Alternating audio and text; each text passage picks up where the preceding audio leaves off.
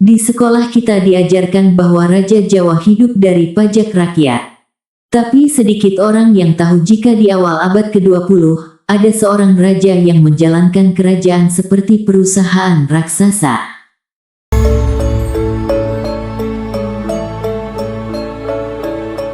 Dia punya pabrik gula, perkebunan luas, usaha air minum, dan jaringan ekonomi yang menghasilkan uang sangat besar. Uang itu mengalir ke Keraton Surakarta Hadiningrat. Pemilik semua aset itu adalah Pakubuwono ke-10 yang berkuasa dari 1893 hingga 1939. Pertanyaannya sekarang, apakah dia seorang raja visioner yang memakmurkan rakyat?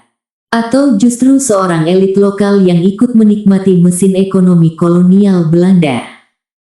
Karena di balik kejayaan ekonomi keraton ada cerita yang jauh lebih rumit. Tentang kekuasaan, uang, dan bagaimana kerajaan Jawa bertahan di bawah kolonialisme. Ketika Pakubuwono ke-10 naik tahta pada tahun 1893, realitas politik sudah berubah. Kasunanan Surakarta dan Kesultanan Yogyakarta tidak lagi berkuasa penuh. Semua berada di bawah pengawasan pemerintah kolonial Hindia Belanda. Secara politik, raja menjadi terbatas. Namun Pakubuwono ke-10 menyadari satu hal penting. Jika kekuasaan politik dipersempit maka ekonomi harus diperkuat. Keraton tidak boleh menjadi simbol kosong. Keraton harus punya uang. Dan cara tercepat mendapatkan uang saat itu adalah industri gula. Awal abad ke-20 adalah masa keemasan gula Jawa. Di pasar dunia, gula dari Jawa sangat laku. Belanda membangun puluhan pabrik gula. Sebagian besar berdiri di tanah yang sebelumnya milik kerajaan. Di wilayah Surakarta, tanah keraton menjadi sangat strategis. Pakubuwono ke-10 tidak tinggal diam. Keraton bekerja sama dengan perusahaan gula. Tanah disewakan. Produksi meningkat. Uang masuk ke kas keraton.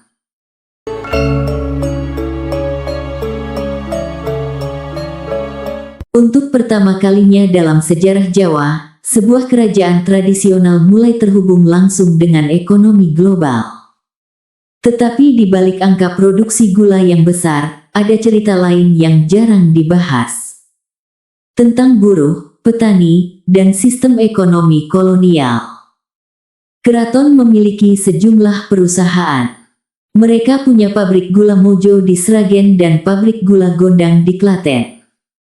Pada tahun 1901, Pakubuwono ke-10 mendirikan pabrik gula Manisarjo di Klaten untuk mengembangkan industri gula. Mereka juga memiliki perkebunan tebu untuk memasok bahan ke pabrik gula. Keraton juga memiliki perusahaan air minum yang memasok air bersih ke Surakarta. Pada masa itu, air minum bersih di kota adalah kebutuhan modern. Air diambil dari sumber pegunungan dan diproses sebelum didistribusikan. Keraton pun memiliki aset properti seperti hotel, pasar hingga infrastruktur kereta api.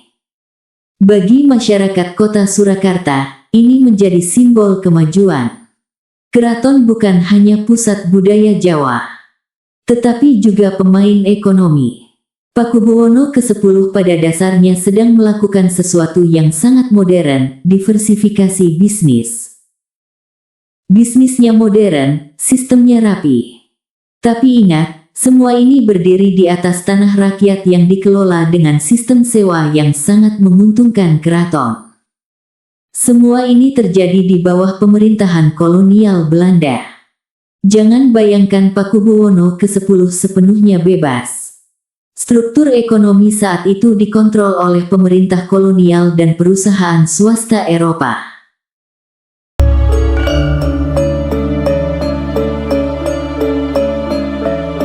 Belanda mengontrol sistem ekspor, mengatur pajak, menguasai jaringan perdagangan global, serta mengawasi politik kerajaan.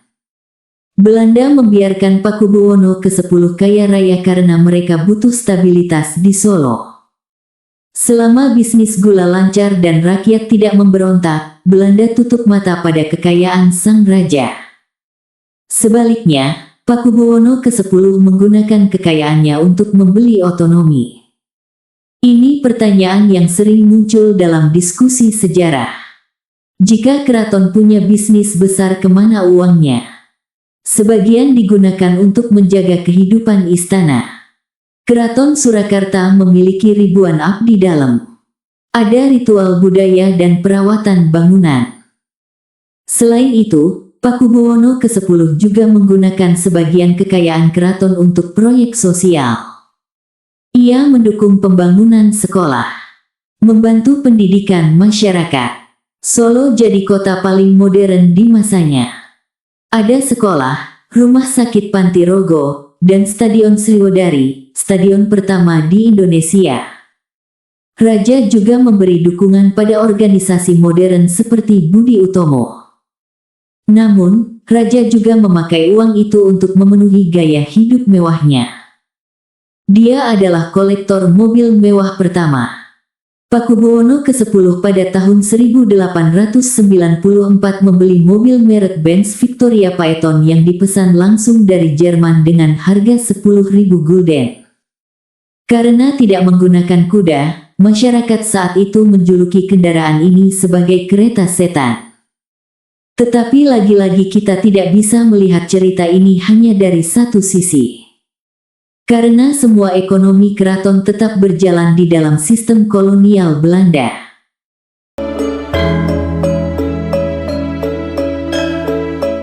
Dalam buku sejarah, sering digambarkan seolah-olah keraton dan Belanda adalah dua kekuatan yang terpisah.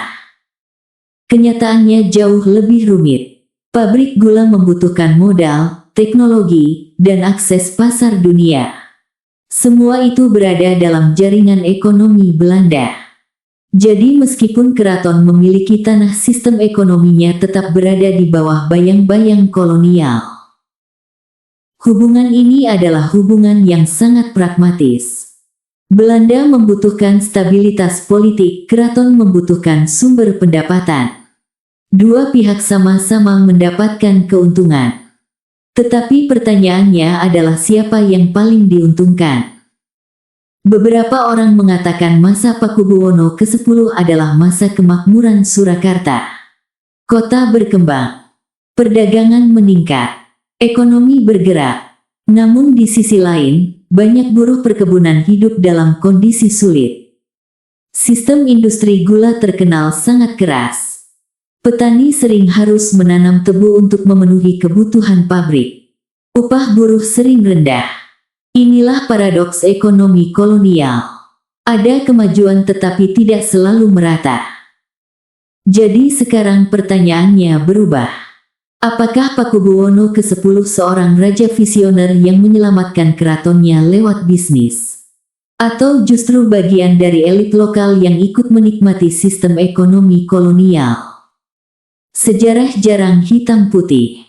Namun satu hal pasti, di awal abad ke-20 seorang raja Jawa pernah mengelola kerajaannya seperti konglomerat. Dan kisah itu masih menyisakan banyak misteri sampai hari ini. Saya Ken Utami, pamit undur diri. Jangan lupa like dan subscribe ke channel Obrolan Haris untuk membahas bersama peristiwa masa lalu untuk bahan pelajaran kita di masa mendatang. Rahayu.